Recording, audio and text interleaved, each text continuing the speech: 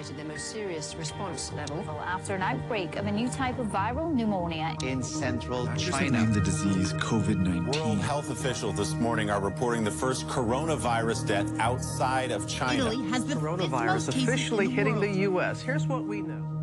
Days after the virus hit New York, on March 11th, the World Health Organization declared COVID-19 a global pandemic. To keep new cases from entering our shores, we will be suspending all travel from Europe to the United States for the next 30 days.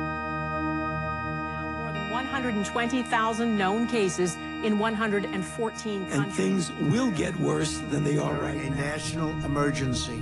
Back to normal. That's what people want to know. When does that happen? The only thing that will really allow life as we once knew it to resume is a vaccine. This will be the new normal until a vaccine is developed. You have to get about 70 to 85% of the population vaccinated. If you get that many people vaccinated, you will have what we call an umbrella or a blanket of herd immunity. That means the vaccines will get us to the end of this. But we're not going to get there unless people get vaccinated. In a pandemic of the unvaccinated. The reason we're here is because people have not gotten vaccinated, 80 million of them. We've been patient, but our patience is wearing thin.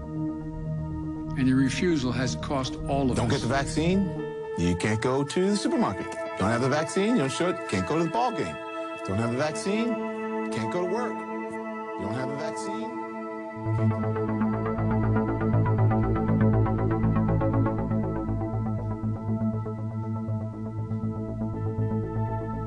The absurdity of what we lived through is just, it's really unfathomable to me. The world went mad. They went completely mad, but they went mad because of unrelenting propaganda and censorship. None of it made any sense. Children playing instruments inside tents, wearing masks, and they're blowing into horns. Like, you go to a restaurant, you wear a mask, you take it off, and you eat and you breathe. None of it made sense. A lot of this started with fear, right? That's how they got people to comply. And I was frankly shocked. And they wore the masks, and they stood 6 feet apart, and they stayed locked down in their house, and they took the shot. Yeah, I'm ready. That was easy.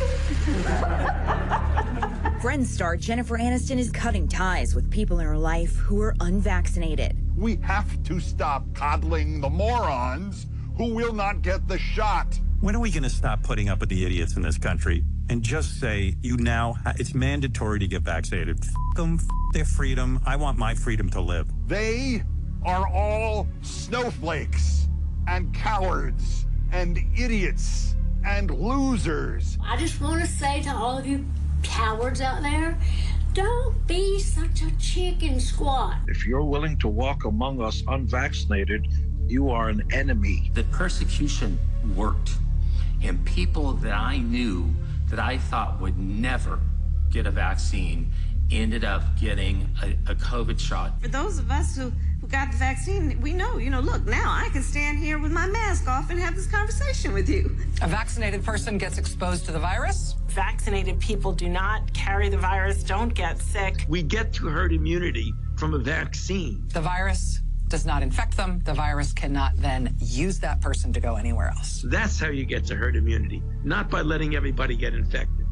People are believing the information that they're being fed. They're not questioning it. They're trusting the sources, where it's coming from, and those sources are not to be trusted. And, prior to COVID, I trusted those sources. It's a shorter list to tell you what was true than, to tell you about all the lies. Everything was a lie about the vaccine, about the masks, about the tests, about the lockdowns, about school closures, about the safety, about the efficacy. The government was lying, the media was lying, and they're still lying.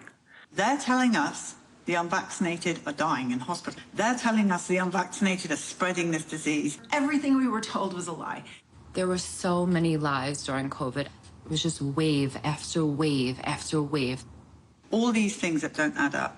So there's only one thing left for us to do. We need to get a bus and get back out on the road and find out for ourselves what is going on. Because only the people will tell us the truth. We knew that from the last bus. So it was time to get back out again.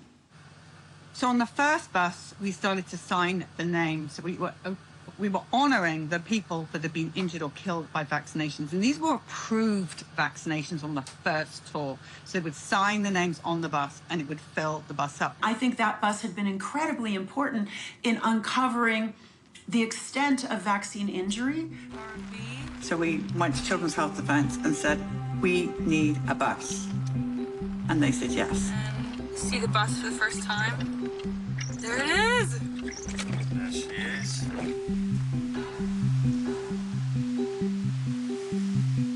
And thank God for Children's Health Defence because they managed to fund the bus and were able to get out on the road. I must add, in much more style than the last bus. Are we live? Excellent. We're live here in Houston, Texas, with a huge announcement. It's a long-awaited, so much hard work behind the scenes to make this happen.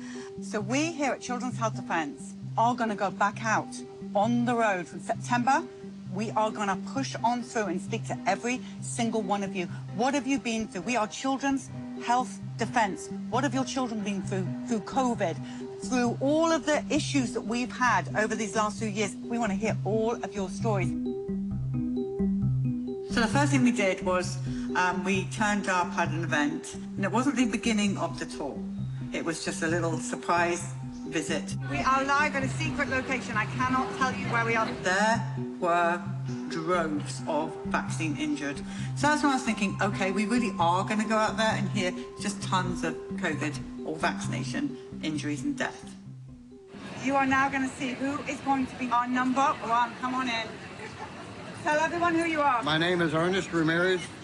I'm the father of Ernesto Ramirez Jr., and I'm honored to be here with you, Polly. We're thrilled. Children's Health Defence unanimously shows you your bravery, the way you speak out about your son. Tell everybody briefly, we do know your story, but there may be some watching that do not. What happened to your son? Well, being a single parent, I was concerned with the COVID, and they lied to us, said it was safe and effective. So we went to get the vaccine, and 5 days later, after his first dose of Pfizer, he died suddenly. He just collapsed. And the government denies it. No one wants to, admit to the wrongdoing. And I mean, it just, I was upset. I got suicidal. The good Lord put me in this path to try to protect other children. So I do this to honor my son, and I know he'd want me to protect other kids. That's every reason I do this. We have to protect one another. Yes, we do. Would you sign your son's name as number one, please, on the Children's Health Defence bus?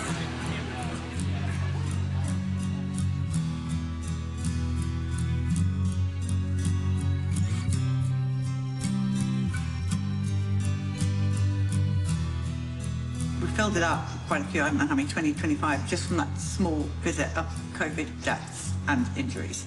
We went back, we got the bus ready, and we were ready to go. We set the tour, we had it all figured out where we were going to go, and we officially launched. So everybody, we will be live on chd.tv. Sign up for the bus alerts, and we'll be going live tomorrow with stories. We're on the road, we're going out. All right? Yeah!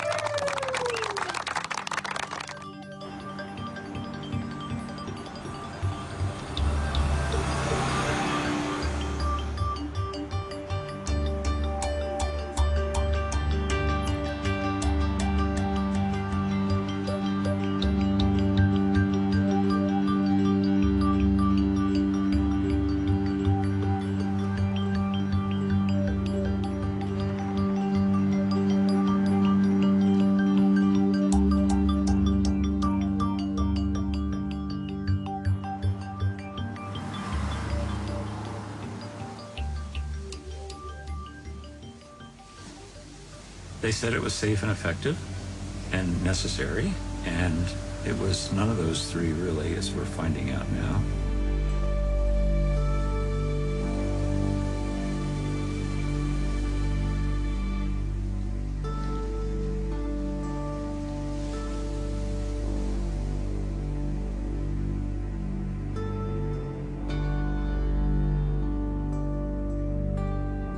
So after you get the shot, you're told to go wait in a chair for about 20 minutes. The lady's like, Natalie, you're free to go. And I was like, no. I said, no, I'm not. I was like, my heart rate is, sorry. Within 15 minutes, I noticed that I was starting to slur my words. 40 minutes after I took that shot, I felt like I was on fire inside. Like fire from within. Like my skin was on fire from head down to my toes. Kind of if somebody's pricking you with little knives all over your body at the same time. My knees started buckling. I couldn't stand up. I fell to the ground and I went unresponsive.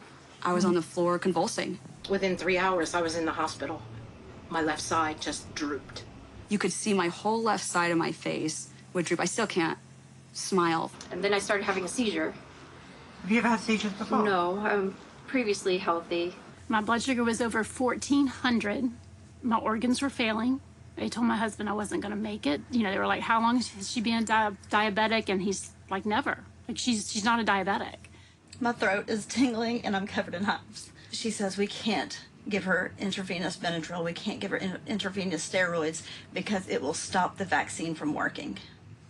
Well, I asked him, well, should I get the next one? He said, yeah, either that or die from COVID. You gotta be kidding me. I just had a stroke. That following morning, I had the worst, most irritable pounding in my head. Like, bah, bah, bah. Shaky, weak, uneasy, shortness of breath, random chest pain.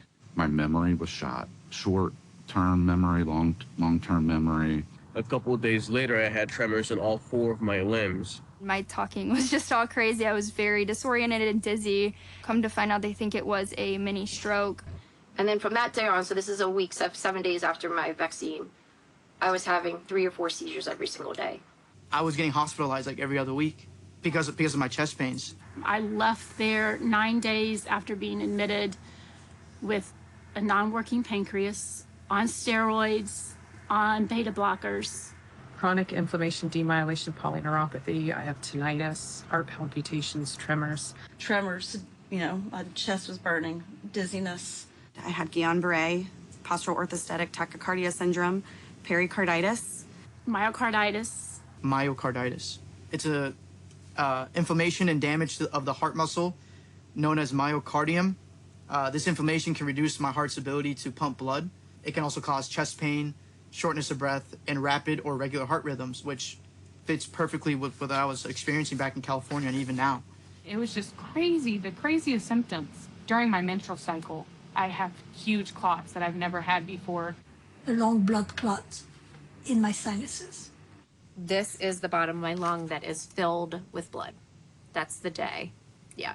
Every time that I see a specialist or see someone new in the health or medical field that acts as if they're trying to help me and figure this out, they just push me off to the next person. And I've already reclotted once. Those are my eyes. This is a huge tumor, about huge, the size of a softball behind my eye. They said it was the most aggressive cancer that they've seen, but got bounced around from hospital to hospital because nobody ever seen this type of tumor before. It's usually found in little kids and also dogs post-rabies vaccinations. Interferon is one of the most important chemicals that many of our cells make. There's a type 1 interferon, and this particular spike protein from this virus decreases that interferon, which, when that spike protein is present, those cells suppress that interferon, and now it can't recruit your other immune cells to fight off important things, like cancer. I'm David Rasnick. And what are your qualifications? I have a PhD in chemistry, and I've worked in the pharmaceutical biotech industry for 20 years, and I've worked since then over 20 years in cancer research. Normal cancers prior to a couple of years ago, for as long as we've known about cancers, are slow. It takes to develop. Blood cancers, typically a few years for blood cancers, and decades for solid tumors like colon cancer, breast cancer, and things like that. These mRNA and DNA vaccines, these genetic injections, are devastating the immune system. We know that's happening already, But now we're seeing a consequence of that devastated immune system. It's an acceleration of tumors that were probably already in you to begin with, were benign, probably go away on their own. You'd never know you had it. But once your immune system is really, really depressed, now these things can develop rapidly. Not only that, but the spike protein itself binds to certain families of genes in our body that suppress cancers. It's a whole family of genes called P53. And there are several studies showing that this spike protein can bind to that tumor suppressor family, and then that tumor suppressor family can't function properly, which allows cancers to take off. We're destroying their immune systems to the point where they can't resist the cancer, and the cancer cells are now growing like they are in cell culture. They don't have anything impeding their ability to proliferate. I reported to VAERS right away in May. And again, you're just it feels like you're just a number, and it's just a data collection. It's not even a follow-up to, you know, see if you're okay. They get to judge. They get to judge whether or not this is my new normal, and this is what I have to fight every day. This is better than what I was before. She was in the bed for basically a year before she could actually talk and be present, because it was so bad. I mean, she would have anywhere from 15 to 30 mini seizures throughout the day. Yeah, starting to go into one. Are you having an episode right now? Yeah, of course, yeah. Do you need me to stop filming? Nah, yeah, I'm okay. I'm okay. I'll be all right. What else am I supposed to do? I know. Sorry. This is the life that I have now. I can't even have my grandbabies. Babysit my grandbaby. Sorry. Is he okay? Yeah, he's fine. Just flaccid. No, his head is sonic. I can't push it back. And this is too Moderna. Yeah. So this is not a quality of life. You know, it's when you start thinking, okay, how do I end my life? Life's different. We're fortunate, blessed that Tim is alive and, you know, doing as good as he's doing today. And they credit that, really. All of the doctors had one thing they agreed on, and that's because he was in such good health before he had the shots. I went from, you know, squatting with a bar and 45s on each side and playing college softball to my physical therapy was me sitting on a table trying to lift my leg up. I spent 31 months sitting in an infusion center getting IVIG, that's intravenous immunoglobulins, just where I can do my everyday living. My life will never be the same, ever again. It took driving away, I'm a professional photographer, and that creative niche in my brain still doesn't function at all. I just want to find someone that will help me get well and try to live the best life that I can with my family and my children. And this is about your sister? It is about my sister. Okay, tell us what happens. Take us back to when this occurred. And unfortunately, the story's really short. That's it. She takes the shot. 10 days later, she's dead. Her daughter got her heart starting. This is the hard part.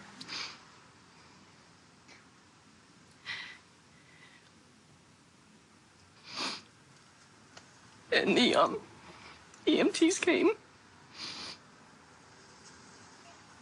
They put her in the ambulance. I believe they had to start her heart again. They took her to the hospital, and they diagnosed a brain aneurysm. The reason I'm here, she can't speak for herself, and it has to stop. It has to stop. These things have to be off the market because they are dangerous. And you know what? Michael's one of the lucky ones because she's not suffering like a lot of other people are from these vaccinations. One Moderna. One Moderna. My son, Victor Samoes, he was killed by the Pfizer vaccine. He only took one shot. He took it on April 20th, 2021. And on the morning of the 16th day, he passed away suddenly. He had been feeling chest pains in the morning, around 1 o'clock in the morning, and he called 911. He had a jaw pain. He also had a racing heartbeat. He called 911. The medics arrived. He went downstairs from his apartment where he was living in Seattle, and he was sitting on the bench. They started taking his blood pressure. His girlfriend arrived. He says, "This is my girlfriend," and he collapsed. He became unresponsive. The medics worked on him.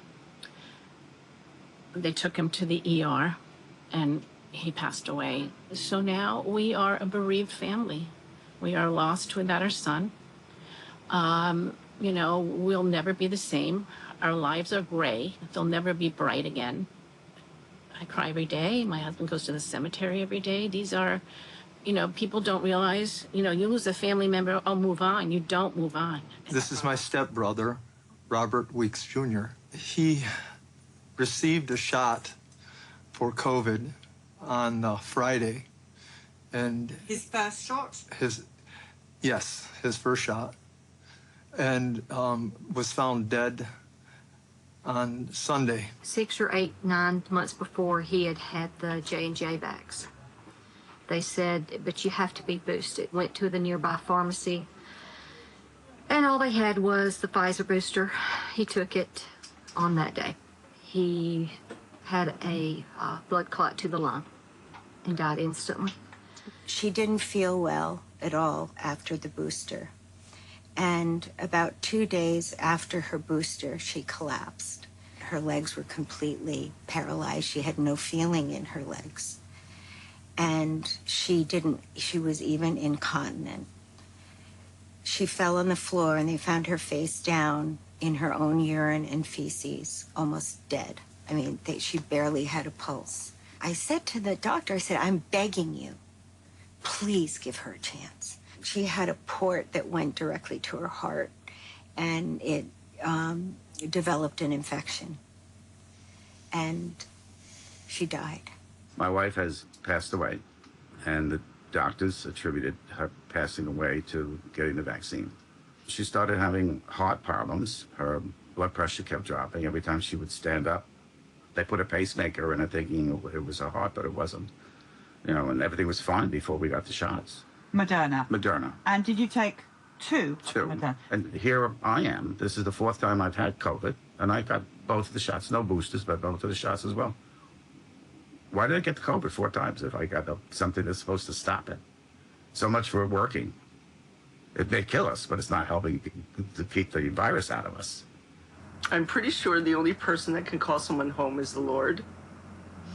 And these people are playing a role of God right now and taking lives, and you cannot do that.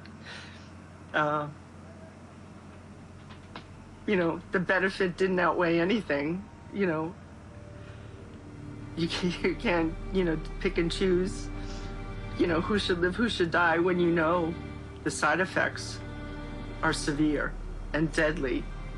1,200 people died from the trial. Nobody knew. Nobody still knows about it. And justice has to be served. My husband can't go down as a statistic on a medical journal somewhere. He deserves far more. The ill that are vaccine injured deserve far more. And the people that lost their lives. That's right. Deserve more. I have really good news. Today, our nation has achieved a medical miracle. We have delivered a safe and effective vaccine in just 9 months. This is one of the greatest scientific accomplishments in history. The vaccines, let me say it again, are safe.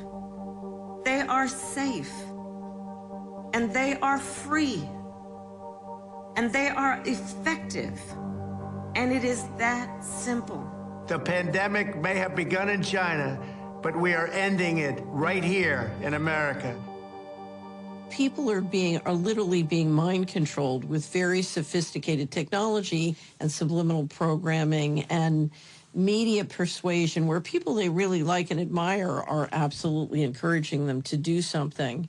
And they can't fathom that it could be dangerous. They just can't believe that the government would lie in a way that would kill millions of people or disable millions of people. They can't fathom that. If you hadn't been vaccine injured, or you didn't have a loved one and you understood that they were vaccine injured, you didn't know about how dangerous vaccines could be, right? Remember that for 100 years, the American public has been inculcated with these ideas: vaccines are safe and effective, vaccines are safe and effective, vaccines are safe and effective. And the information about vaccine injury had been censored for a long time. Most Americans and most people around the world would have had no idea that if you got a vaccine, you could become paralyzed, you could have a stroke, you could have a neurodegenerative injury, you could die. Most people would not enter into their consciousness that it could be that severe.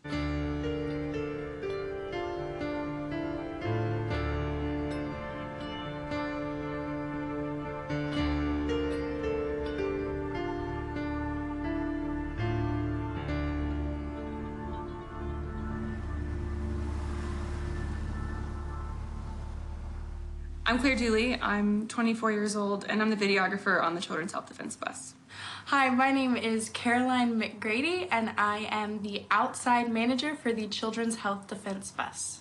I was expecting a lot of COVID vaccine injuries, I think, but what I didn't expect was the hospital protocol deaths. I remember the first week I came on the bus, I was just sitting there in shock. At first, when we were listening to these stories, it was easy to isolate it to the specific hospital. But once we kept traveling and hearing the same exact story, we were absolutely shocked. And it wasn't just one, it was all. Like, all of the hospitals were doing the exact same thing. They all came on, they all told the same exact story, and all these commonalities started rising out of it. But whenever one person after the next, after the next, after the next comes in and says the same exact thing, you really start wondering, did these people really die of COVID?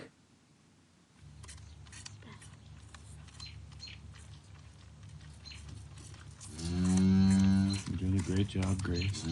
Grace had Down syndrome, as you know, and she could do everything. She could public speak, she played violin, she could read, write. There's nothing she couldn't do. Oh, you're doing great. I taught her how to drive a car. She deer hunted with me. I'm driving this car. What happened that Grace ended up even going to hospital in the first place? Yeah, that's maybe the most important question.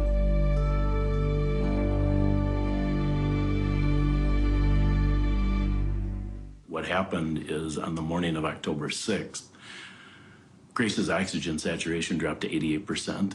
And we perceived that as an emergency because the protocol said if that number drops below 94%, admit yourself to the hospital. Did she look like she needed to go to hospital? No, she had a cold. Emergency room physician said, well, I think as a preventative, let's just check Grace into the hospital for 3-4 days, put her on oxygen and a steroid, and get her home. And I thought, well, that makes sense. We got into the room shortly after midnight on October 7th. The first day was just a blast. You know, I had a fun day with my best buddy. She was a blessing, Polly. She was a special kid. Now that we have the records, we see that a anesthesia drug called Precedex was started on the 9th. I'm the healthcare power of attorney. Why wasn't I told what they're doing? Precedex is supposed to only be used for 3-4 hours for anesthesia, for surgery. And the package insert for that med says that if you use it for more than 24 hours, it causes acute respiratory failure. And if you look at Grace's death certificate, go all the way to October 13th, and their death certificate says first cause of death, acute respiratory failure with hypoxemia. So it's a cause and effect for using Precedex for more than 24 hours. She was on Precedex from October 9th through 6:37 p.m., the day of her death. That's 5 full days. I'm a medical coder. And what does that mean? You look at medical records, every kind of medical record, all the diagnostics. You take that information and you put it into a code, which goes to insurance, and that's how hospitals and physicians get paid. So if I do my job right, then the physician and the hospital make the most money, and they don't get sued for fraud. I worked the ER during the start and height of COVID. I would hear patients come in if they'd have COVID. They weren't sick enough to be admitted, but sick enough to get maybe some treatment.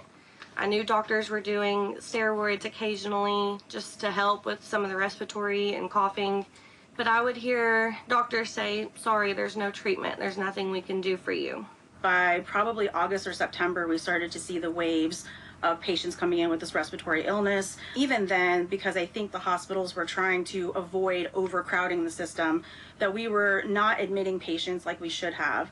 And so I think that was kind of the first look into how we could have done things differently, because these patients still had respiratory symptoms, but they were not severe enough. So they were being sent home and told to come back when symptoms got worse or they were unable to breathe. What was happening in the hospital was we stopped treating people. We essentially told everyone to stay home, right, and not come into the hospital. And then within the next, so many days of patients being sent back home, they were coming back to the hospital system in such bad shape. The ones that were coming through the door were immediately, put on a ventilator, different protocols were being utilized, and we started to notice very quickly that the success rate of these patients getting better was next to zero. Did he have one of those things on his finger to test the oxygen level? He did, yes. Yeah, our primary care doctor told him that if it gets below 88 to go into the emergency room for supplemental oxygen. So the big difference came in that my husband's pulse ox dropped really low. They took his vitals and his oxygen was 91, and they told us that we need to go to the hospital. His oxygen was like in the 80s, so I was like, okay, now I panicked. She didn't want to go to a hospital, but like so many other people, we didn't know what else to do. We were following the guidelines at the time as far as when your oxygen reaches a certain point, you should go in. I didn't know, and no one told us that he could have just had oxygen at the house. He was having slight chest tightness. If you can't breathe, go to the hospital. That was all they told him. He wasn't improving, and it got low enough to the point that we needed to go to the hospital. And on the 7th, I finally said, I think that we need to go to the hospital. And this was a hospital that we had doctored at for 30 years. We had our babies there. Let's get you to the hospital. Let's nip this in the bud. Let's get better and we can come home. And the doctor literally that was treating him said, stay out of the hospital because they're killing people. So I was on the phone with my daughter at the time. She was in Savannah, Georgia. And she said, Mother, you've got to call 911. And my husband is hearing us talk, and he said, no, don't call 911. If they take me to the hospital, they will kill me. And so I made the worst decision in my entire life. I called 911. The last time I saw her was 5 days after that appointment with the doctor. And when she was heading out the driveway, I could see her face through the back window, lying on the gurney. As they were headed to the hospital, they wouldn't let me go with her. And I met her at the ambulance bay back by the ER. I never thought that was going to be the last day that I saw her. I called and said, when, can I come and see you? No, you can't even come to the hospital at all. Did you get to see your son at any point at all? Not at all. They didn't allow us in the hospital because they said of COVID, but when he passed, they let us in the hospital with all the COVID patients. At the time, the hospital, of course, wasn't allowing anybody in as support or to advocate for her. Okay, well, we need to go ahead and admit him. You have to leave. I said, I want to bring my kids in. We'll wait in the lobby or whatever. No, you have to leave. We're going to admit him. So I'm all alone. I have no advocate, no family, and that is unbelievable to be in a hospital like that situation. Yeah, and you wouldn't let have anyone in. And you might be sleeping, you're feverish, you're weak. It's just a very scary time. We were so quick to put him in that, we didn't hug him or kiss him. I should have been somebody should have been allowed to be with him, at all times. They told me, you can't see me longer, tell him bye. And I ran out to the parking lot and cried for about an hour because I'm thinking, it's the last time I'm seeing him. We never were allowed to see her. We didn't get to say goodbye. We didn't get to be part of her care. I said, well, I'm his healthcare advocate and he needs me with him. And they said, well, you can't go back. You have to get out of here. It's the COVID ER. And he has COVID. I said, well, I live with him. And then they said, get out of this hospital. If you don't get out of this hospital, we're going to call the police and have you taken to jail. He was transferred to the COVID ward, and I was told there was no visitation, and I never saw him again. taking care, you know, of a lot of patients coming in. You know, I saw a lot of isolation. A lot of people really, truly did not know what was going on with their families. For the patients, they're being told that they're not allowed to have any support people in the hospital with them. So they're facing surgeries, they're facing procedures all alone. And they don't know what that outcome is going to be, and they don't have anybody to advocate for them. I didn't notice right away the harm of these protocols until I had to tell family members that they couldn't come to the bedside of their dying loved ones. That, to me, was a crime against humanity and a violation of my oath that I knew right away should not have been happening. We isolate people in prison. We put them in the brig when they've done something wrong to torture them. And that's what I felt like I was being forced to do when I had to tell my patients' family members when they couldn't come into the hospital to be near their dying loved ones. Nobody contacted us for a while. We kept trying to call, kept trying to call. My one sister's the only vaccinated one, and they would only talk to her because they didn't say this, but she was the vaccinated one. I'm the healthcare proxy. They had my information, and they wouldn't communicate with me. They were just going through my mother and my sister. He asked to talk to his wife. The nurse said, "I'll have her call you." She called back in 2 seconds, and they said, "He can't talk. He doesn't want to talk." And so for about 10 days, he went without any word from his family at all. Let me have my phone back. I need to text my family.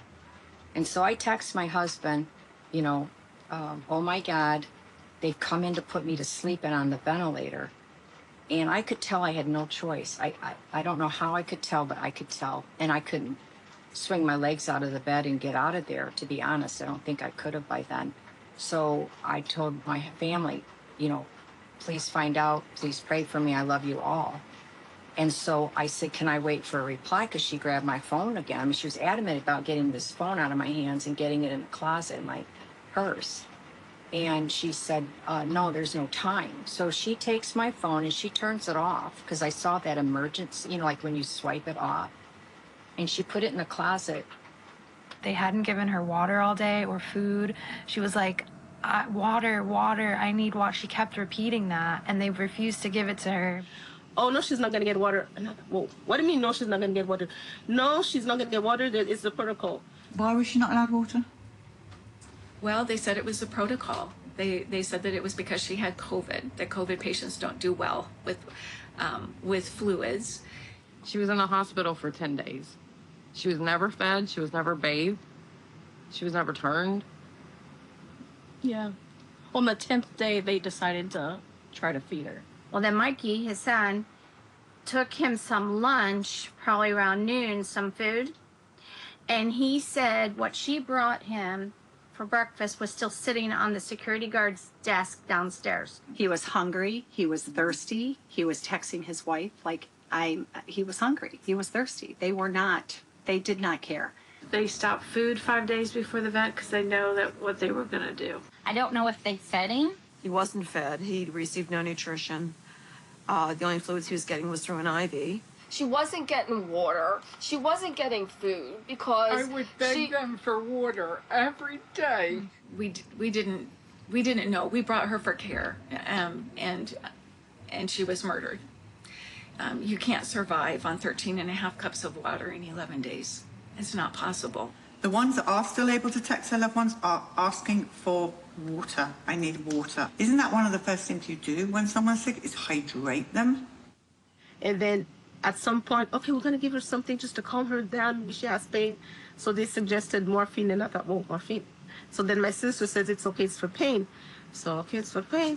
But she said, but we on the lookout and watch out if they try to give it too frequently, and then if they increase the dosage, then there's a problem and an indication that they're trying to expedite the patient's death. So she's a hospice nurse. Yes. Lorazepam, which is a benzo, fentanyl, which is an opiate, propofol. They administered fentanyl, and the amount of drugs that were being pumped into his body, I knew. We found out after his death that he was given tons of antipsychotic medication while he was in there. He was on medication that sedated him. None of this was asked to us as his family. Fentanyl morphine. He was literally on Precedix when I look in the medical records. You're only supposed to be on that for 24 hours. He was on it, I believe, his entire stay. 70 different medications that I counted. 30 different other drugs in 13 days. And then he would get anxiety. Well, why did he get anxiety? Because you just told him he's probably going to die. So they use that as an excuse then to get them Ativan and other anxiety drugs. Fentanyl, they hit him on propofol. Had him on fentanyl, propofol. He was on sedatives, paralytics, and he was pretty much like that for 9 days. He was sedated. They gave him Ativan a few hours before they ventilated him, and that's around the time he got the Ativan is where in his records that he has notes that they, were saying he's unaware of the risks to be intubated. So I don't know how you can have informed consent if you're drugged. And so then I told her I wanted him to have ivermectin. I wanted them to do the FLCCC protocol. And she said, I don't know what that is, but we don't do it. And I said, what do you do? And she said, well, we give remdesivir. And I said, well, do not give it to my husband. And she said, why not? And I said, because it kills people.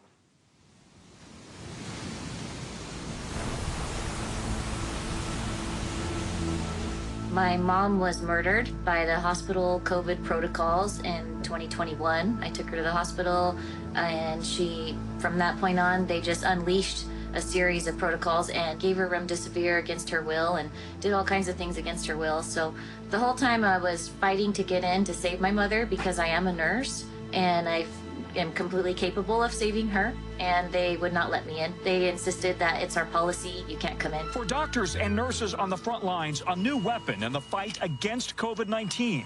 An antiviral medication proven effective in clinical trials. Dr. Fauci announced the breakthrough at the White House. The data shows that remdesivir has a clear-cut, significant, positive effect in diminishing the time to recovery. This is really quite important. When I dropped her off, I said, make sure you tell them not to give you remdesivir and that you just need oxygen. So when she got to the hospital, they put 2 liters of oxygen on her on just a simple nasal cannula, and her sats went up to like 95%. So I was like, okay, she's gonna be fine. She just needs oxygen. She'll be there a couple days and then she'll be better and she'll come home.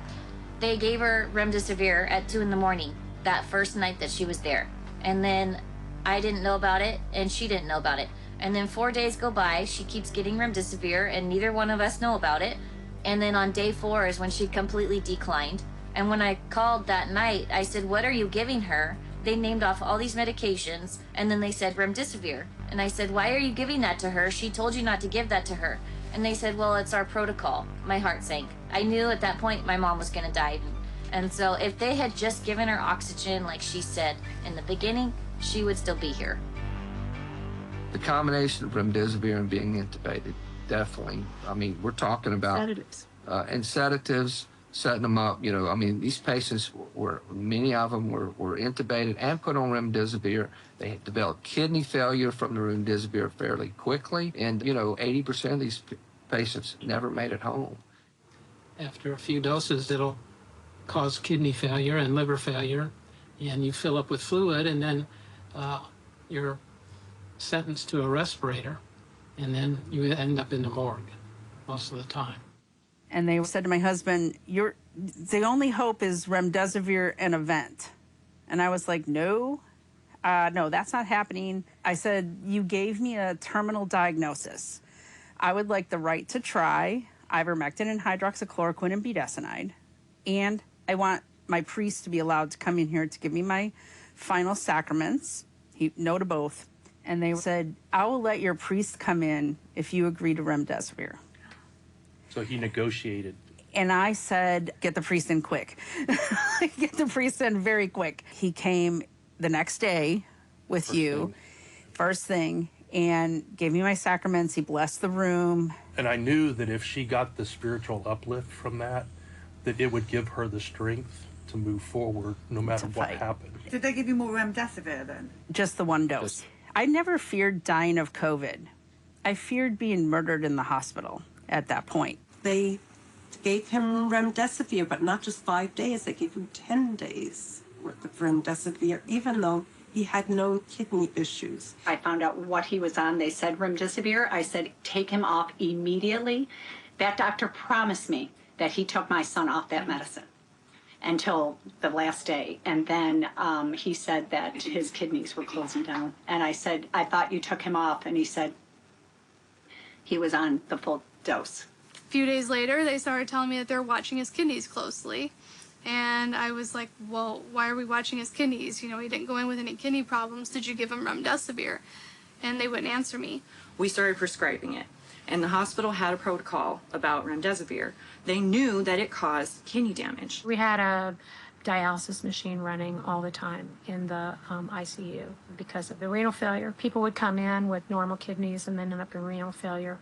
That could have been remdesivir, could have been renal injury from dehydration and lots of things, but protocols, it looked like protocols because it was so consistent. It was consistently happening. We had several new dialysis patients admitted to our clinic who had been hospitalized with COVID.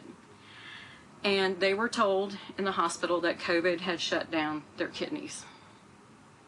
But by that time, I was pretty savvy and I knew what was happening. They were getting remdesivir, the drug that some nurses call run, death is near, and that was shutting down their kidneys. COVID itself is not a kidney disease, but remdesivir causes kidney failure. In animal trials, a third of animals receiving remdesivir had kidney failure and then organ failure. My patients seemed to decline after remdesivir, especially after more than 2 doses. They all ended up with kidney failure within a few days. Were you with her when she died?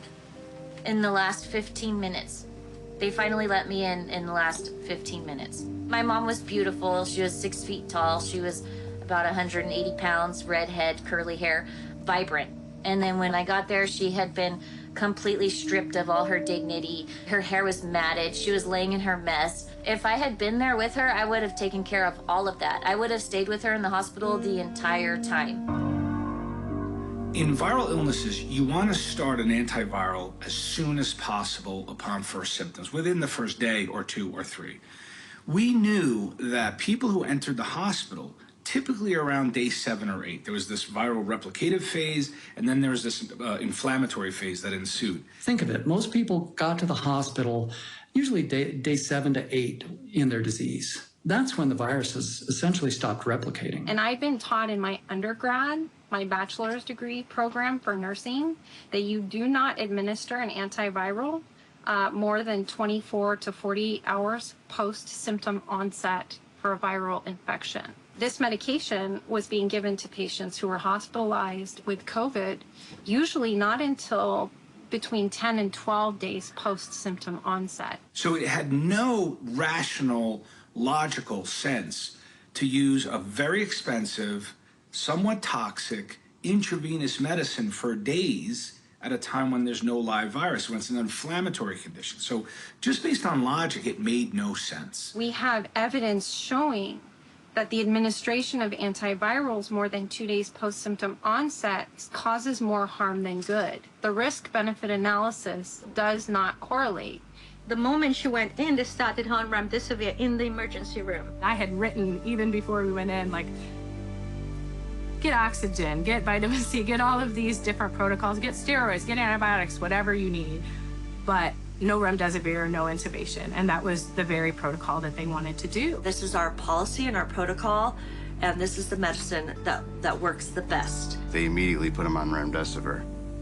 And as soon as they put him on that, everything started to go downhill. They gave me an IV dose of remdesivir every day for 5 days. I got sicker and weaker and sicker and weaker. As soon as he gets remdesivir, within 24 hours, everything starts plummeting. The page of his medical shows that he got 2 doses of remdesivir and 2 doses of bursenetib, the generic for remdesivir, in 1 day. So technically 4 doses in 1 day and 2 more the next. And all his symptoms he needed oxygen. That's all he needed, oxygen. Quote, he texted me this: they have to figure out a reason to keep me because his oxygen was okay, his numbers were okay. And the reason was remdesivir. This was an experimental use product, and I knew that each one of those doses was over $3,000. Are COVID patients worth more to hospitals when it comes to money? According to Section 3710 of the CARES Act, hospitals are reimbursed by the government an extra 20% for each hospitalized Medicare patient. So they're incentivizing hospitals to use toxic drugs which kill patients. There was a huge financial gain for the hospitals when these patients would die early into the treatment, and they were dying within a day or two of being on these protocols. But you know what? The hospital got their money already up front because I authorized that with the insurance companies for the hospital to get paid. Any patient that was admitted that had a COVID diagnosis, they got a 20% bonus for that. If they were put on remdesivir, that was a new technology, and new tech codes can apply for an additional 20% bonus in payment because of the risk of an unproven technology. Medicare pays hospitals based on a diagnosis-related group code, or DRG. Every patient is given one when they're discharged, and it accounts for what they were diagnosed with and treated for. There's no COVID-19 specific code yet, but PolitiFact, a nonpartisan fact-checking website, says the average Medicare payment for patients with similar conditions was $13,297. For more severe cases like use of a ventilator and longer stays, the average payment was $40,218. On top of that, the new Federal CARES Act says Medicare will pay an additional 20% on top of the original DRG. They will get the lump sum payment. So the faster someone dies under that protocol, the more money the hospital will make if you look at just the economics of that. You know, if they stay the full 2 weeks, well, they will make less money. If the patient is able to die faster, you make more money. Back up a little bit, because remember there was a 3-month lockdown that starved allopathic medicine, big medicine, of any money for 3 months. And so then they became desperate to be able to make budget in any way. And so you have the multi-layered incentives for a diagnosis of COVID, for an admission of COVID, for a treatment of COVID, a death from COVID is financially incentivized. Those perverse incentives mean that people that didn't even have anything to do with COVID, they were never in the hospital with COVID for the first place, we're going to give you a diagnosis of COVID. Probably seen it on social media, a claim that hospitals are falsely tagging patients with COVID-19 to make more money from Medicare, which is funded by your tax dollars. Well, when they went from you had to have symptoms to get the PCR test, there was hardly any patients that had it. And then when they switched to now it's readily available, the CDC says that every hospital can do their own testing. And so we brought it in-house, and hospitals didn't have to send it to a different lab and wait a week to get the results back. Then we could do it all the time. So then 80% of our patient population became COVID positive, whether they had symptoms or not. A hospital Medicare patient with pneumonia without COVID is worth about $7,700 to the hospital. But with COVID, that reimbursement jumps to over $9,200. A Medicare patient with acute respiratory distress syndrome requiring a ventilator, without COVID, the bill, $34,000. But with COVID, that Medicare patient now worth almost $40,000. I got very upset when I brought the test up, and we started running hundreds and thousands of them a week. We were having sometimes up to 30% were positive, and the crossing times on these, which means we had to run them for long times before we could even detect this virus, quote unquote. And so people were being thrown into the hospital with something that was very likely not true. You know, you have to wait 10 days after the first test before you do the test again to make sure you're not positive. Well, tests were being done on people who were positive every day, and all those numbers were being sent to public health as new numbers, even though it's from this one same person. The other thing that went very wrong is when I would report a negative test, they would send me 5 more samples to run. And I said, well, I've already done it. And they said, doesn't matter, keep running them.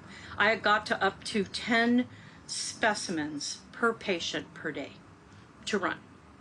And what I couldn't understand, because in normal cases, you don't run things multiple times over and over, I realized later that they were fishing for positives. When you run a PCR test and you simply allow the machine to run all the way out to 35, which it does all the time, and then count any sample you want to that reaches a certain amount of amplification as a positive without knowing where zero is, then of course you're going to have this 60% false positive rate. The ones that were coming up at 38, 48, 40, 42 cycles were probably just garbage that was out in the environment. And the doctors would even put in the documentation, I don't understand this. It's like the patient doesn't have anything I can treat. I keep doing the PCR test. It keeps coming up positive, and they have nothing wrong, and that would happen. They would do like 6, 7, 8 tests, and it would be positive, but the patient would have nothing wrong with them, and the doctor would be really confused. Sometimes they would do 4 or 5 tests, and they would get a bunch of negatives, and then they would get one positive, and they would take the positive and then treat the patient for COVID. I watched people who came in who all of a sudden got a positive PCR test. When they ran their cortisol levels, they went through the roof. These people, and when your cortisol goes up, your immune system plummets. People were literally being scared to death. And they pressured people to get on ventilators too, because that upped the money count. The data shows that remdesivir has a clear-cut, significant positive effect in diminishing the time to recovery. There's numerous trials showing that it had no benefit at all. And the thing about the evidence base for remdesivir, if you separate out the trials that were done by independent, non-pharmaceutical industry conflicted investigators, you find no benefit. The only ones showing benefit are those with high conflicts of interest with the pharmaceutical industry. And what's interesting is the NIH panel of something like 23 so-called voting experts. I think something like 18 of the experts had financial ties to Gilead. So that's called the conflict of interest. That means, we're interested in the money and not in patients. The primary endpoint was the time to recovery, namely the ability to be discharged. Well, first of all, I'm glad you brought up remdesivir, horrible drug. I mean, unfortunately, I used it in the beginning because I didn't know any better, and that was with the accepted drug. But it was in November of 2020, the World Health Association actually put out a warning saying that the remdesivir was dangerous for liver disease and kidney shutdown. And in the U.S., somehow that was ignored. Remdesivir brought in $873 million for Gilead in the quarter. The World Health Organization, a number of doctors in an article in the British Medical Journal did say that they do not recommend remdesivir, and that is Gilead Sciences treatment that we know has been used in hospitals. Interim results from the trial now show that the other 2 drugs in the trial, remdesivir and interferon, have little or no effect in preventing death from COVID-19 or reducing time in hospital. This will be the standard of care, the standard of care, the standard of care.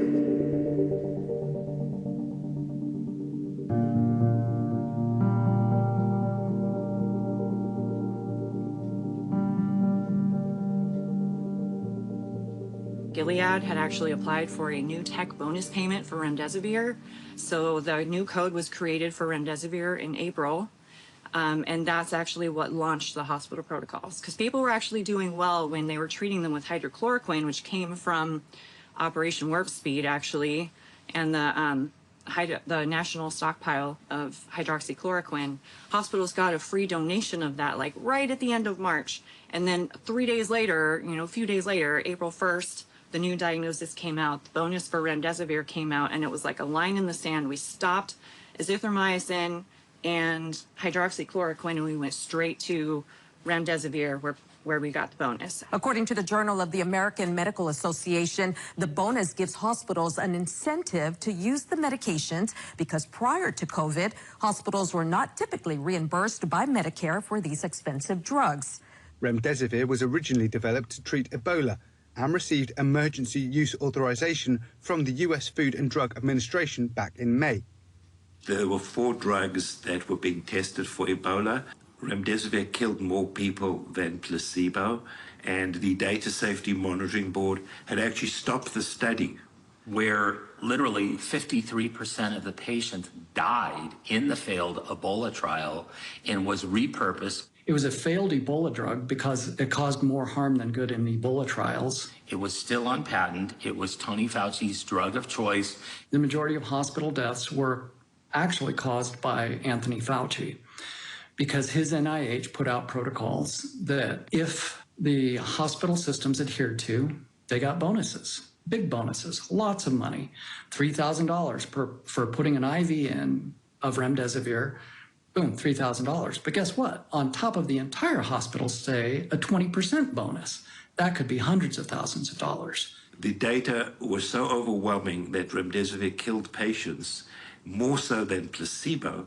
The drug had to be stopped. And this was published in the New England Journal in the end of 2019. It's almost inexplicable that we've made it the standard of care here, but you see how that top-down control in this country, these agencies were given inordinate power. It seemed like all doctors shut off their brains and just listened to directions from above without questioning, without skepticism, without resistance. And so you saw that drug being infused into every hospitalized patient, and it's absolutely absurd. There's no scientific basis to use that, no logical or rational reason why we should use remdesivir in every hospitalized patient. If someone has congestive heart failure, the lungs are filled with fluids. If someone has renal failure, their lungs are also filled with fluids because the kidneys and heart are not working well to get rid of this fluid.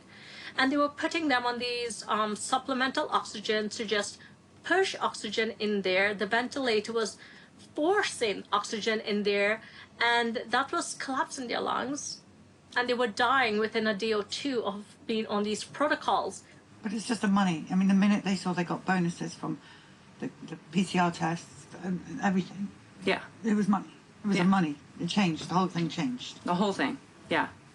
Yes. It wasn't until we started investigating where the COVID relief money was going from the CARES Act that we were able to track that money down from the Department of Human Services to the different agencies, including the CDC and the NIH. And then following where that money was going to hospitals to reimburse them. And what we discovered first was that CMS issued a series of waivers that would allow hospitals to do things that normally they would never be allowed to do. In fact, if they did some of the things that CMS waivers allowed them to do, people could have sued them and just ripped the financial guts out of these hospitals. I asked a question. I said, what is the prognosis of a person if they get put on a ventilator? And he told me only 20% walk out alive. And then his nurse started crying. She had a daughter named Grace, and she knew if I made that ventilator decision, Grace was going to die. And he said to me, isn't a 20% chance better than no chance?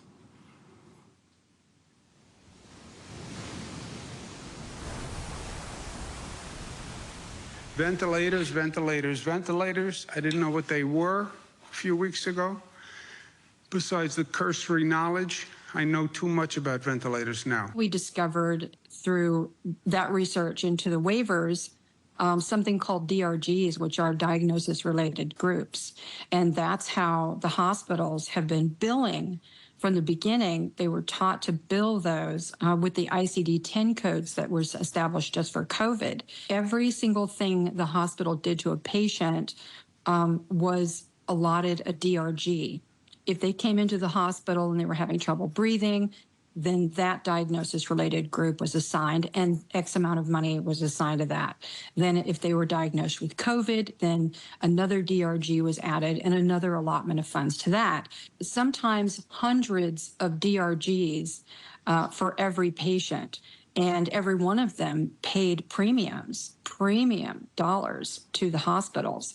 And, when people first started talking about, the hospitals would get paid X amount of money for ventilators, that was just sort of hyperbole for a while until we actually found the DRG that proved it.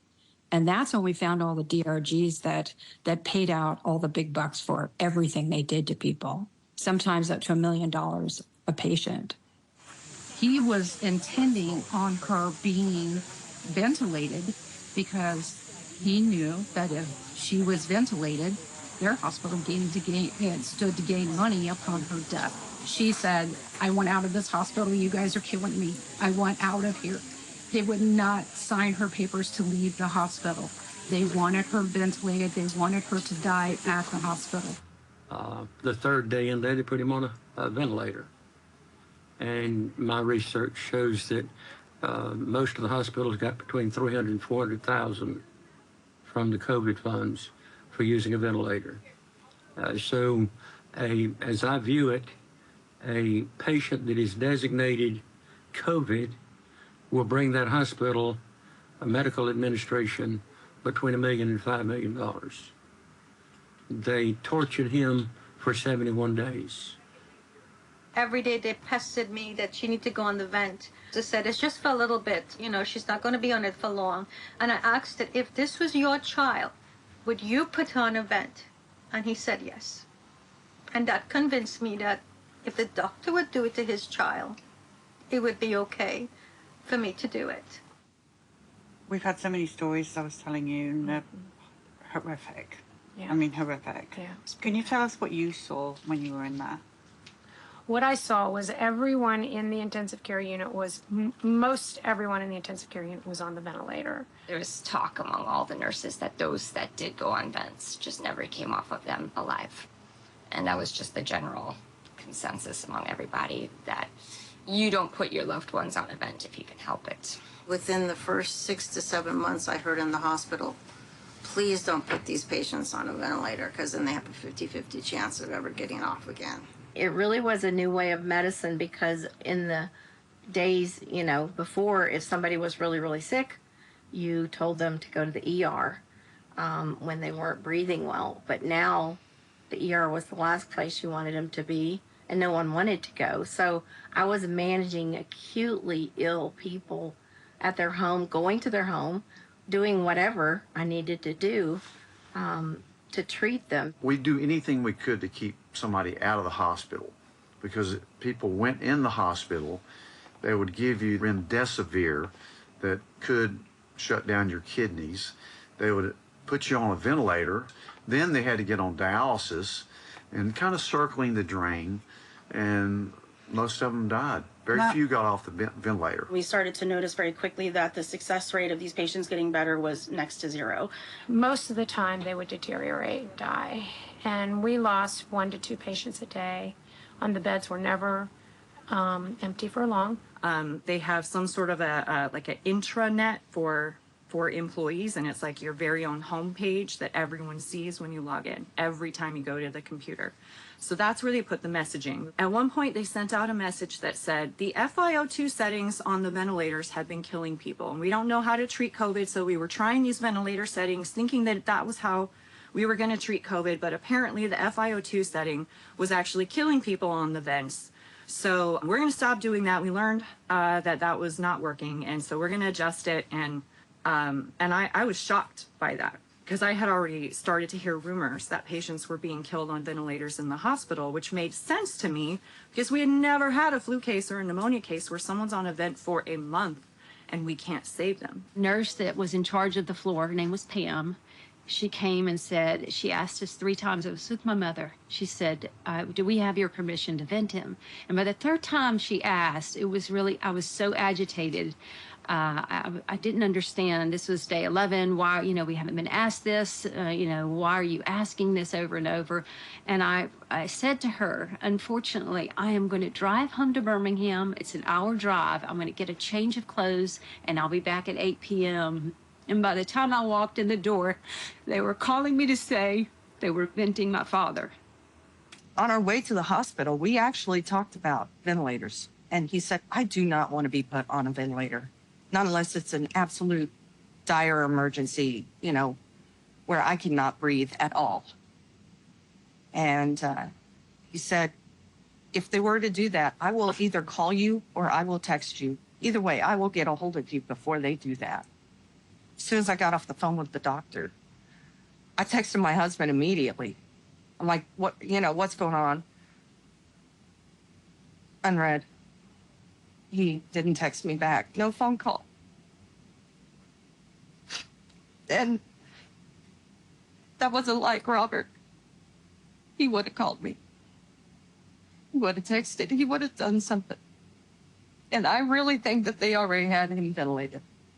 This doctor called me again, said again I needed to convince my husband to go on a vent. I said, I'm not going to do that. His oxygen's in the 90s. Why would I do that? His next words were, ma'am, to be honest with you, we told your husband that we are going to vent him with or without his consent. I was a little bit jaw-dropped, and I said, that's illegal. And he slammed the phone down on me.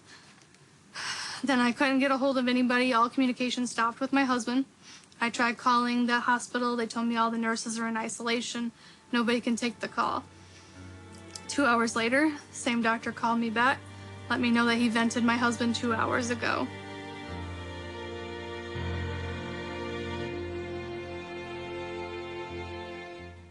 They were asking us to let him go. He was also telling us that there was no hope, that only a miracle can save him, that we should start thinking about the worst. So what were they wanting you to do? Think about that. What were you supposed to be doing? I guess to unplug him.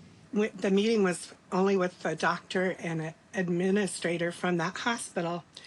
And pretty much she mentioned palliative care. We never got to talk to a doctor in 24 days. The only nurse practitioner we talked to was from palliative care when she called us to ask us if we wanted him resuscitated, which devastated us right there for them to even ask us that, because we felt like he was getting better. I'm waiting bedside, and all of a sudden this woman comes in. She says, I'm here from palliative care. And I said, why are you here? Yeah, we don't need you here. Oh, they didn't tell you I was coming? And they wanted us to remove care. And we had already decided we're absolutely not doing that. Like, if God wants to take him home, that can happen, but we're not removing care. I got a call from another nurse who told me, no, you can't take her. She won't go home. What happens with COVID patients is they stay here. We give them their last meal when they're done getting treatment, and then they die here. And I pretty much said over our dead bodies, will you do that to my mom? She's coming home.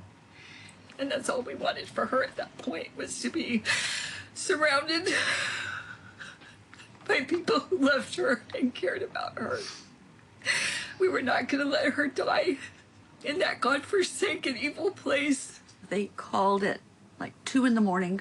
on that Sunday, said, wait, what's going on? And she said, your husband's not going to make it. And I said, what do you mean? I'm bringing him home on Monday. I got a phone call from the doctor, and he told me, he goes, after you left, Kenny got really sick. He goes, can you get back down to the hospital? And I said, yeah, I can get there. I go, my son can take me. So I'm under the impression, that I'm going to be going to see my husband die. Her and I actually went to the hospital in the morning. Dad passed away. They called us, and his breath was really low, and they said that it was coming, and that if we were going to be there when he passed away, that we needed to go now. It was at 6:30 in the morning. And we got in the car, we raced there, we ran inside. They wouldn't let us up the elevators because the elevators didn't open to the COVID floor till 7. And I was like, my dad's literally upstairs, like dying, and I need to get up there. And they were like, you're gonna have to go a different route. And so they rerouted us through the hospital, and in the time they did that, we missed his last breath by 2 minutes. Oh, sorry. So we walked into the room 2 minutes after he had gone.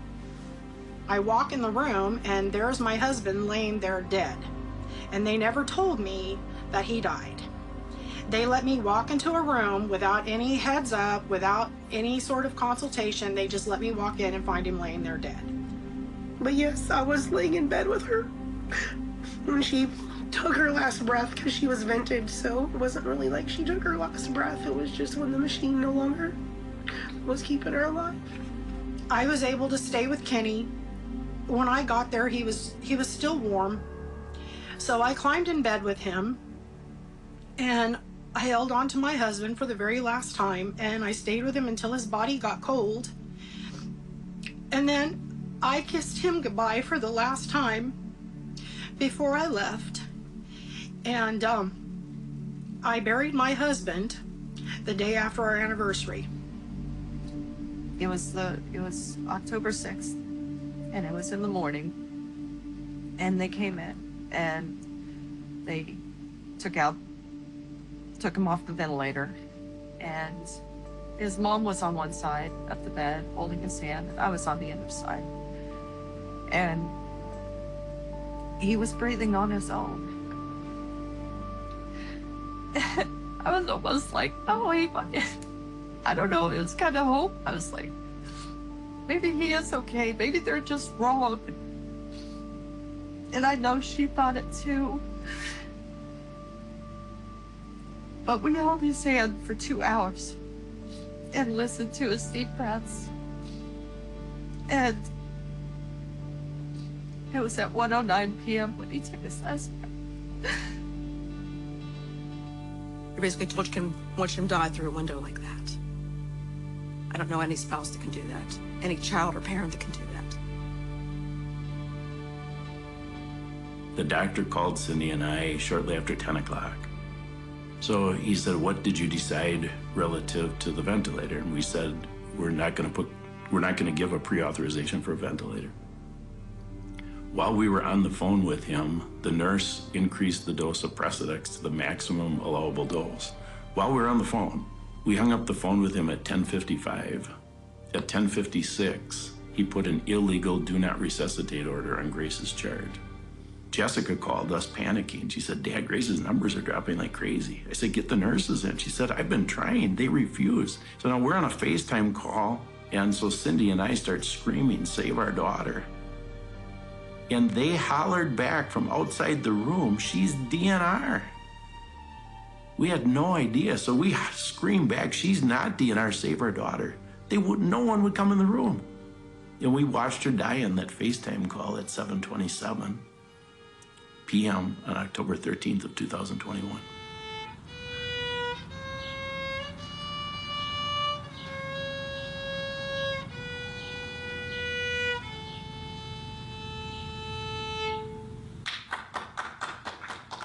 The Washington Post is reporting that some hospitals across the country are considering a do not resuscitate kind of universal policy for virus patients. One Chicagoan hospital says they want to implement it regardless of the wishes of the patient or their family members. Mm-hmm.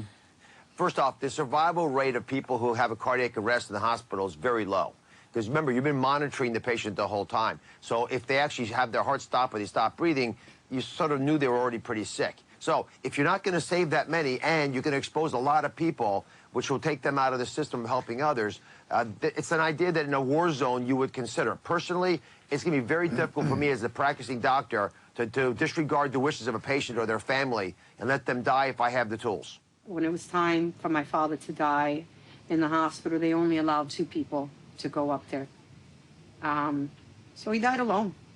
My father died alone in the worst possible way. And it's horrible because there's no accountability and the guilt and regrets is left to us. You brought your loved one to somewhere that they were supposed to get help. Well, he told me he loved me when I left the hospital, but the last thing I heard him say, actually, was when the doctor had called me to tell me that they had to intubate him, and I heard her say, what did you want me to tell your wife? And I heard him in a very strong voice, and this is supposedly with oxygen levels in the 50s, but in a very strong voice, he said, tell her I'm trying. The last words he said to me was, I love you.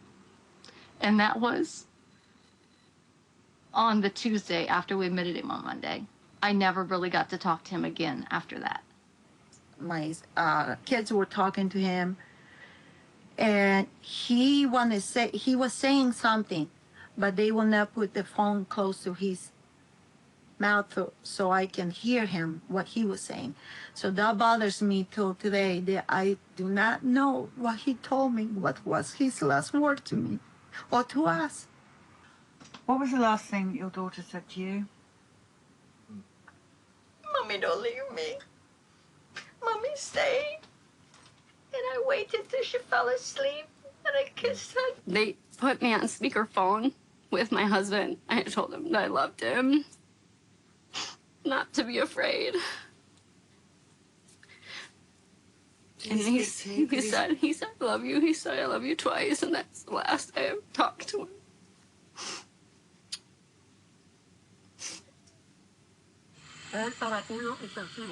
Going to intensify. I love you. Now the second one. He said he's gonna eat. They have, at that point, they have the CPAP machine on him. Yeah. Again, he's by himself. No one there. He said goodbye to me. He said he's going to ICU. He know he's gonna die. I love you so much. He did. He said they're gonna vent me. I know I'm gonna die. I love you. Yeah, that's what he said to my mom.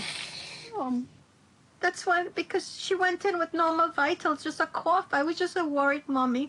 And what they did to her was just what they destroyed her body. Destroyed. And it's unbelievable, you know, you may be watching this right now and say, can't be.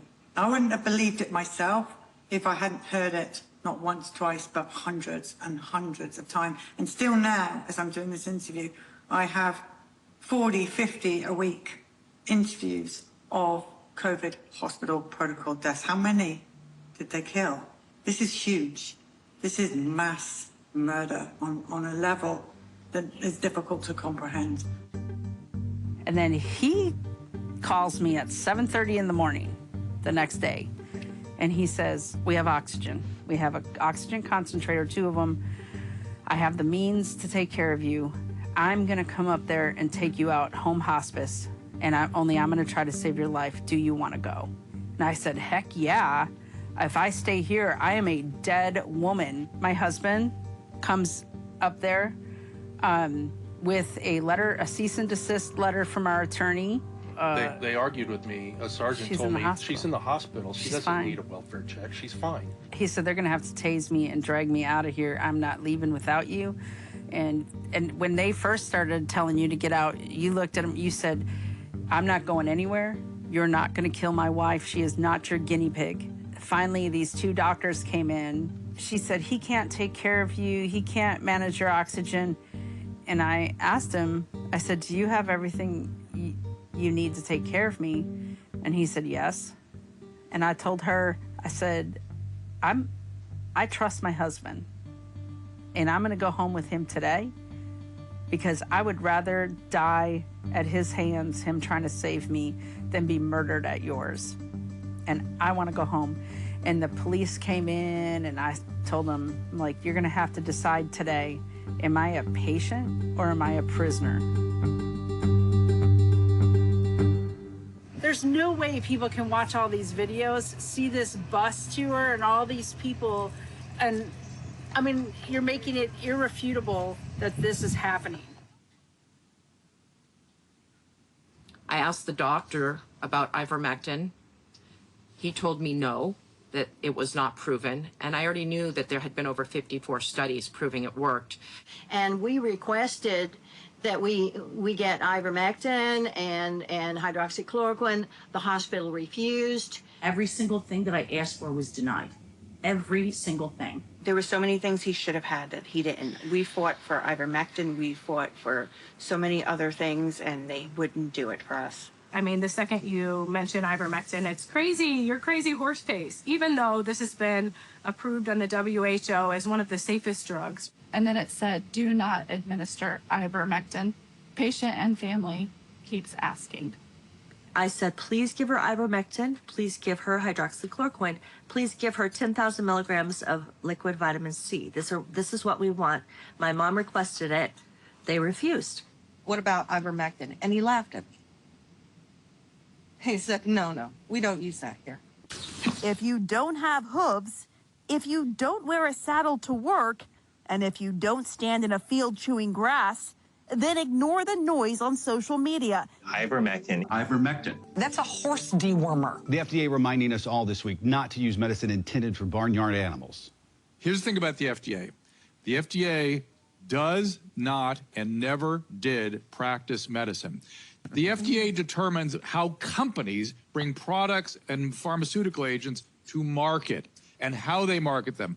What we do with them is 100% up to us, but ultimately we are charged with, as the physician, to make the best choice for the patient in front of us, given our experience and our judgment.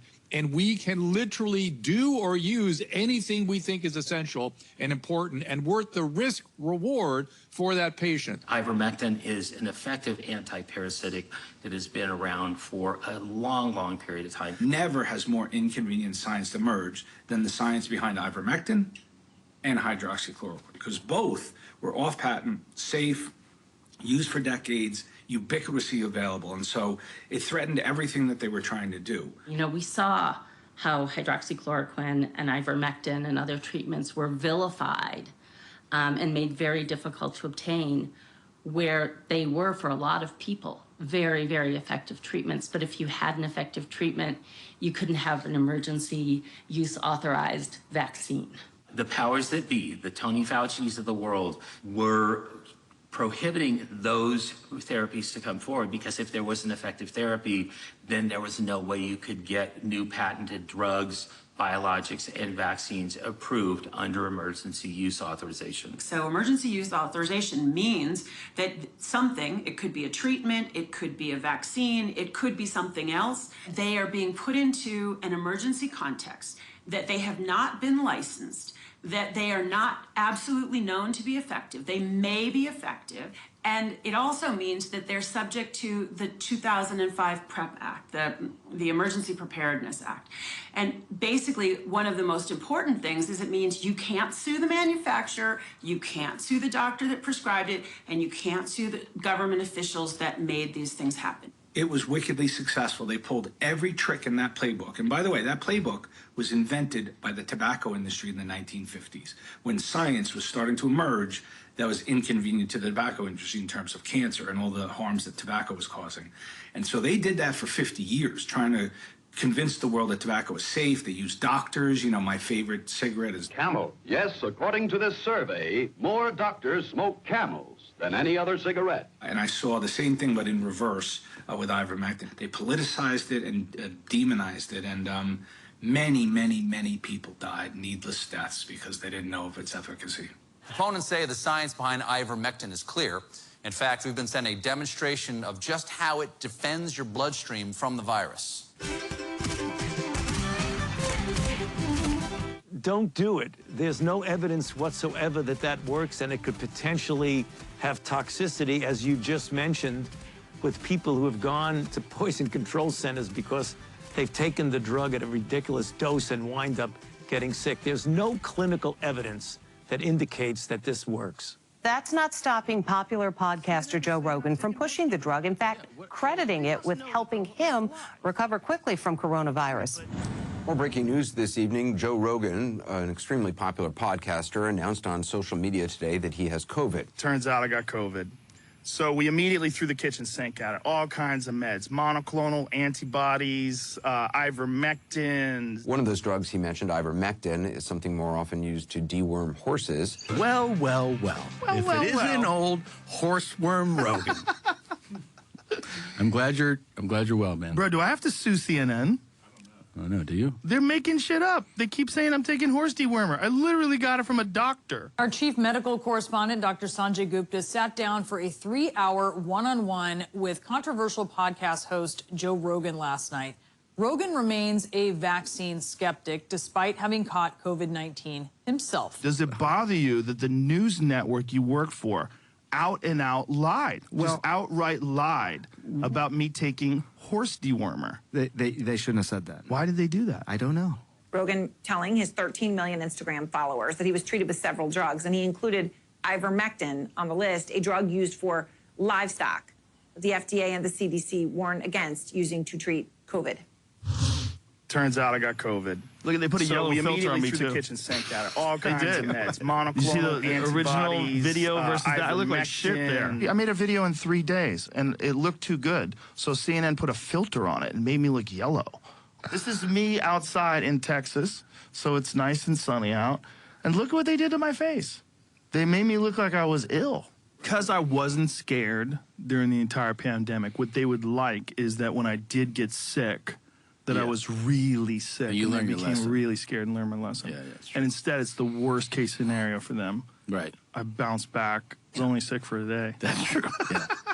Ivermectin is off patent. It provides no potential for the obscene profits that the pharmaceutical industry is used to enjoying. If ivermectin's efficacy were known to the country and the world, it would have decimated the markets for the entire mRNA vaccine campaign, Paxlovid, molnupiravir, monoclonal antibodies, and remdesivir. You're talking about markets which in some probably total well over $100 billion.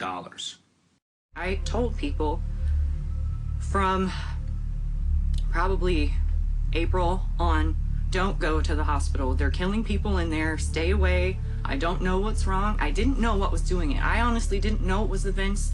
I didn't know it was the remdesivir until I looked into it later and I was able to kind of connect all the dots. But I knew they were killing people. So the patients were undertreated, mistreated, maltreated, and died because of money. And it boils down to that. It really boils down to that. These were fundamental violations of human rights. You know, face it, those that were in hospitals during that time were sitting ducks for, you know, whatever therapy could be foisted on them by hospital administrators who were lining their pockets at the same time. I'm adamant that, you know, we could never go down this road again where the FDA and the CDC and our politicians and big pharma and et cetera push protocols on us that are not only don't work, but that actually harm, injure, and even kill patients. We failed as a society. We failed as a medical community. We were misguided by government agencies, the NIH, the FDA, the CDC, and especially misguided by money and protocols. You are not a protocol. You are a human being. You have individual needs. And sadly, so many people succumbed, not to a virus, but to neglect and to wanton greed. Medical error is the third leading cause of death before COVID. So hospitals have always been dangerous places. Mistakes are made. Over-medication happens all the time. Drug interactions. Surgeries are botched. The shift people don't communicate. There's always risks in hospitals. But during COVID, they became killing fields. The people are saying that their loved ones were killed in hospitals with the COVID protocol, and that should never have happened, obviously. Do you believe them? 100%. I knew they were killing people. I knew they were killing people in the hospital. I would cry myself to sleep at night. Even thinking about giving my speech today, sorry. There was so much death. It was almost unbearable. Hospitals became the place where people go to die instead of the place where people go to get better. They separated newborns from their moms. They let people die alone without being able to say goodbye. They drugged them and they strapped them down, and people died without being able to say goodbye to their family. Some of them just got a phone call, and that had never happened before the COVID protocol rolled out in 2020. So yeah, when they say they killed people, I agree with them. Thank God for those brave nurses that spoke about the disgustingness that went on in the hospital, because they really validated what the parents and the people who lost loved ones were saying. Many lost their licenses. I'm told they would never work in the healthcare again because of spreading misinformation, but they were just telling us simply what they saw. I really think about the heroes who worked inside the hospitals who helped us. And some of them actually snuck patients out the back door of the hospitals. And the nurses knew, because the doctor would write candidate for LTC at the top of the chart. And they knew that that patient was going to be there until a COVID test came back positive, and that patient was going to end up on remdesivir and probably dialysis and a ventilator and would die. Medical professionals' hands were tied. Those that wanted to save lives were leaving the hospitals in droves. They couldn't do that. And I just made up my mind, if we had any more COVID patients in the hospital, that I would treat them, not with remdesivir, but with this Math Plus protocol. So that's what I did on early December 21. We had 3 new patients that showed up, probably had the Omicron, but I decided to not give them remdesivir, and I was terminated that day. They have vilified nurses and doctors who stood up like me and reported the wrong and stood against these mandates. I can't remain silent. I feel that it'd be a disservice to my patients and to our fellow citizens. Now we are left with medical facilities full of people who don't have a backbone to stand up and do the right thing. I am very concerned for the future of medicine in this country because we have criminalized and disciplined all of the practitioners who were actually there to protect our patients and families. I was inundated with people for treatment. And when the first calls came, I heard God say that I was going to do this for his glory, and I was not going to take any payment. This whole 3-year thing was like a nightmare, but in my case as a doctor, it was really almost like fulfilling a calling because it needed to be treated, and doctors were not treating COVID. And that's really how I think I got involved, and I realized that, hey, this is your real purpose in being a doctor. Thanksgiving Day, 2022, a nurse called me from that hospital and said, I'm getting ready to take this patient down to X-ray, and I've instructed him to, when I leave him in the chair there by that back door, I'm going to conveniently forget his records, and I've called his family, and they're going to take him. He's going to go out the back door, and he's going to get in the car, and he's going to leave, and we are not going to know where this guy went because he needs to live. And his family picked him up, and they immediately took him home. And we had a doctor working in the area who treated him at home, and he survived. And that's the kind of heroes there were.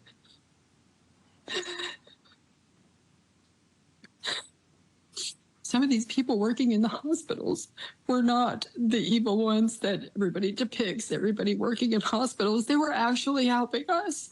But they were just heroes. They were absolute heroes.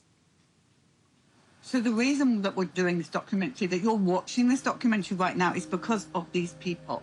Every single person inside this bus, every single picture that we have here is dead. They're killed by either the COVID shot, an approved shot, vaccination, or by the hospital protocol deaths. And it's because of them that they took one for the team that we know better and will do better as we go forward. So this is just a fraction, this death in here of what is out there. We've only just started to unravel the real count of death. So much death in America and around the world. So much death. And the motivation for myself and the crew on this bus as we traveled around was these faces looking out of us. So in their name, in their honor, we will continue. Children's Health Defense will continue, and we will not stop until there's justice, and this never, ever happens again.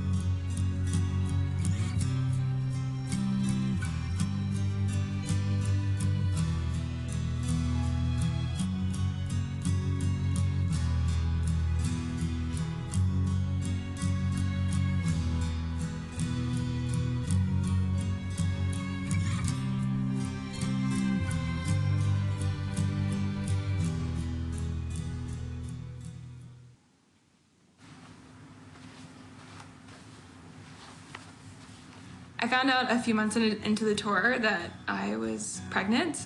It's such a conflicting feeling because I have this great joy that's been given to me, this tiny little baby. And at the same time, I'm listening to people, you know, have these horrendous experiences of grief. And I think to myself, like, how can I have such joy and these people have had such misery in their lives? This is sad.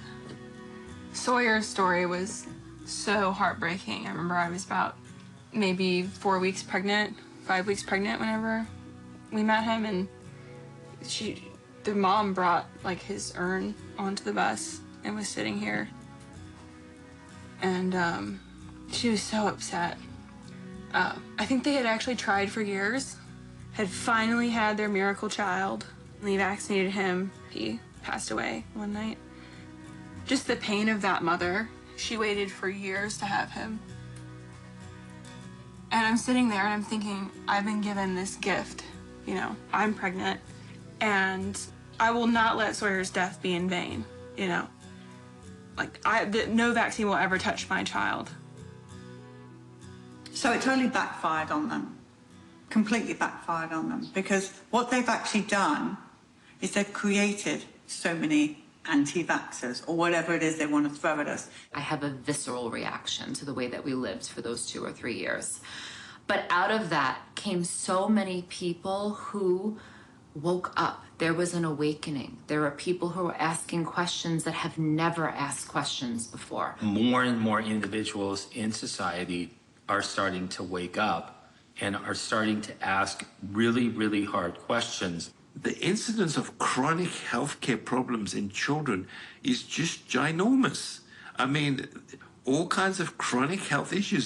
There's something wrong. There's something has happened which has changed the healthcare trajectory of our children.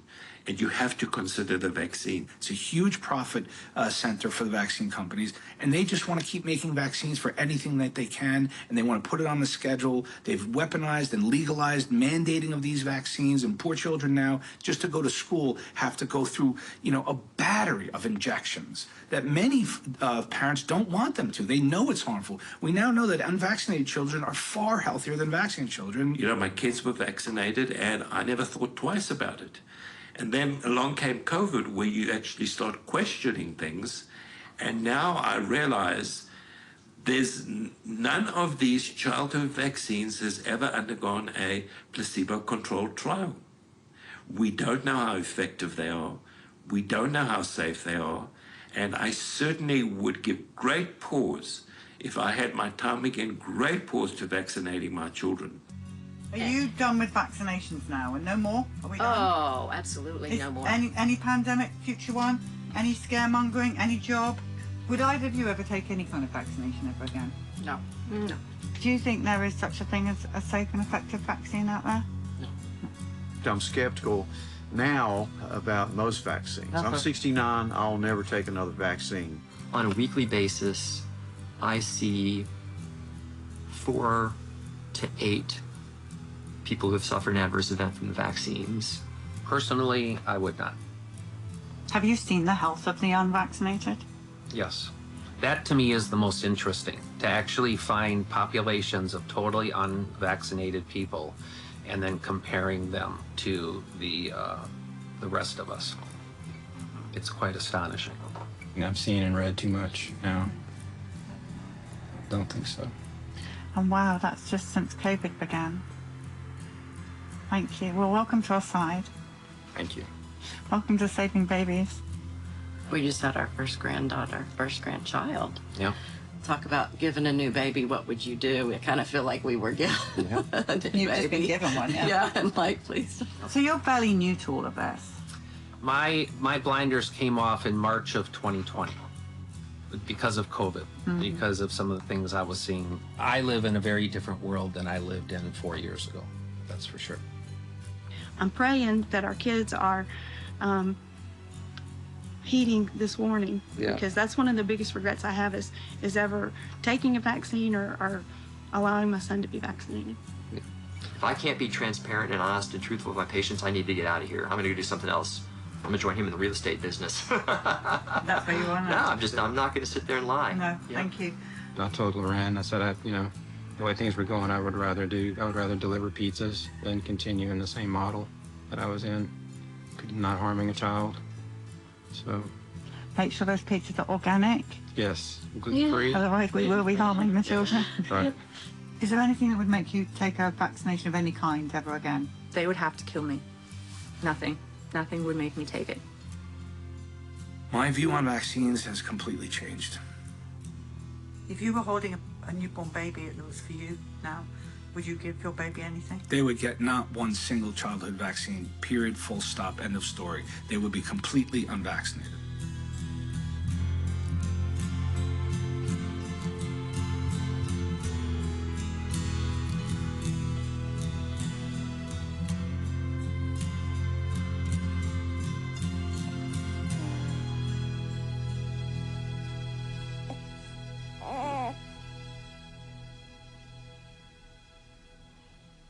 So this is bus number 2. Bus number 1 is full. Can't get another name on it. Bus number 2 is full. So how many buses is it going to take? Everybody needs to know what we have seen on the Children's Health Defense Bus. As I've said, what happened during COVID could not have happened without propaganda and censorship. And how do we overcome that propaganda and censorship? It's primarily through people not being willing to shut up. Silence is compliance. That's how they get us to comply, is by keeping us afraid and silent. It's so important to be telling women my age who are about to go in to getting married, to having children, about the dangers of vaccines. This is what happened to my father. This is what happened to my daughter. This is what happened to my cousin. We're trying to raise awareness. We're trying to remember the ones that we've lost in a way to honor them. By telling our story, we're hoping that we can prevent this from happening to other people. If enough people stand up and say, we did that the last pandemic, we're not going to do it this pandemic. We are 8 billion people against a few thousand control oligarchs. We will win this.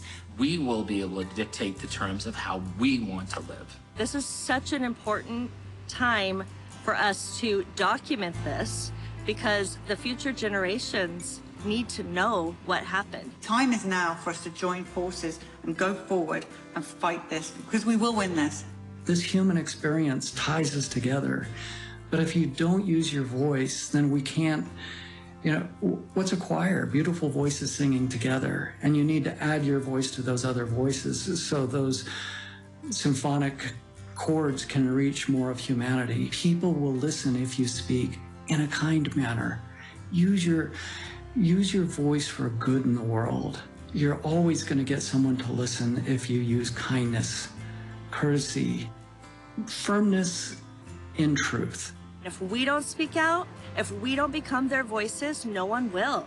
So this gives me so much hope that they're not forgotten, they did not die in vain, and that we can save people, and that we can change the tide. We can bring a voice to the silent Holocaust, and we can end it so that this will never happen again. Everyone's voice is important. And I think using your voice where you can, how you can, and reaching those ears you can will protect generations going forward and will protect children going forward. But we'll always remember those who sacrificed to help us understand that point. And I think that's what's so important about the bus and that experience. Well, I think the bus is an incredible monument to the human spirit. I think it's a monument to the compassion, Polly, of you and of the team who are on the bus, to listen to people's stories, to sympathize with the people who came. And it's a monument to the truth. Like I've been saying, we're up against propaganda and censorship that has nothing to do with truth.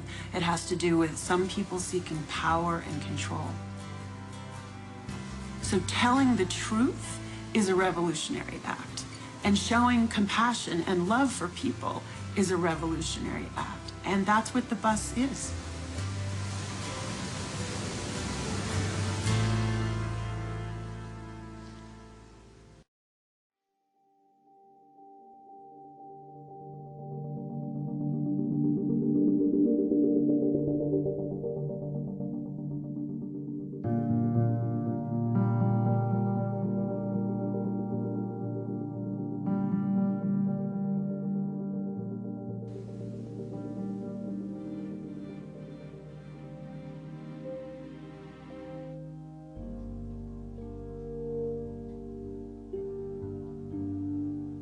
The scripture that I think every parent should remember is in 2 Timothy.